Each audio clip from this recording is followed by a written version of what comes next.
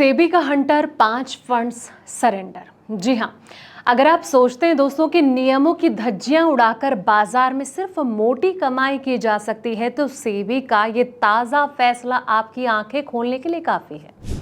बड़े और रसूखदार निवेशकों के पैसे को मैनेज करने वाले 5 एआईएफ को सेबी ने ब्लैक लिस्ट करते हुए उनका लाइसेंस रद्द कर दिया है। लापरवाही का ऐसा खेल खेला गया जिसने रेगुलेटर के सब्र का बांध तोड़ दिया और इसे दलाल स्ट्रीट पर सेबी की अब तक की सबसे सख्त सर्जिकल स्ट्राइक माना जा रहा है। आखिर नियमों से खिलवाड़ इन फंड्स को कितना भारी पड़ा और सेबी के इस बड़े एक्शन के पीछे की पूरी इनसाइड स्टोरी क्या है, तो चलिए करते हैं इसका पूरा पोस्टमार्टम। इसलिए वीडियो को एंड तक जरूर देखें दोस्तों। नमस्कार, मैं हूं आपके साथ संध्या बिष्ट और आप देख रहे हैं द इकोनॉमिक टाइम्स हिंदी। दोस्तों, कैपिटल मार्केट रेगुलेटर सेबी ने 5 अल्टरनेटिव इन्वेस्टमेंट फंडों यानी कि एआईएफ का रजिस्ट्रेशन कैंसिल कर दिया। इसका सबसे बड़ा कारण तिमाही रिपोर्ट जमा करने में लापरवाही है, जिसके खिलाफ सेबी की ओर से सख्त एक्शन लिया गया है। जानकारी के अनुसार इन फंडों की ओर से बार बार रिपोर्ट जमा करने में लापरवाही बढ़ती जा रही थी। कई बार तो चेतावनी देने के बाद भी कोई असर जो है वो देखने को नहीं मिल रहा था, जिसकी वजह से सेबी की ओर से इन फंड्स को रजिस्ट्रेशन की कैंसिल जो है वो कर दिया गया।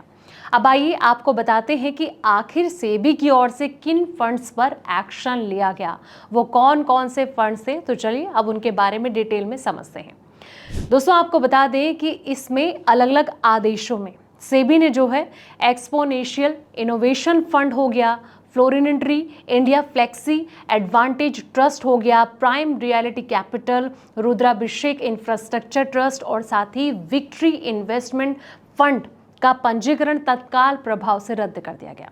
रेगुलेटर ने कहा कि ये जो संस्थाएं हैं मार्च, जून, सितंबर और दिसंबर 2025 को समाप्त होने वाली तिमाहियों के लिए तिमाही गतिविधि रिपोर्ट यानी कि जो क्वार्टर एक्टिविटीज है वो रिपोर्ट दाखिल करने में विफल साबित रही हैं, जबकि रेगुलेटर नियमों के तहत रजिस्टर एआईएफएस के स्पेसिफिक खुलासा करना जो है वो जरूरी होता है। जारी किए गए थे कई कारण बताओ नोटिस भी और मौजूदा नियमों के अनुसार सभी आईएफएस को प्रत्येक तिमाही की समाप्ति के लिए जो है 15 दिनों के भीतर सेबी के इंटरमीडिएट पोर्टल के माध्यम से तिमाही रिपोर्ट जो है वो जमा करना बहुत जरूरी था। और इन चूकों के बाद जो है सेबी ने इंटरमीडिएट नियमों के तहत संक्षिप्त कार्रवाई शुरू की और अप्रैल 2026 में इन संस्थाओं को कारण बताओ नोटिस भी जारी किए हैं। अब ये देखते हुए उल्लंघन साबित हो गए थे और संस्थाएं जो हैं वो रिपोर्टिंग मानदंडों का पालन करने में काफी विफल रही थी।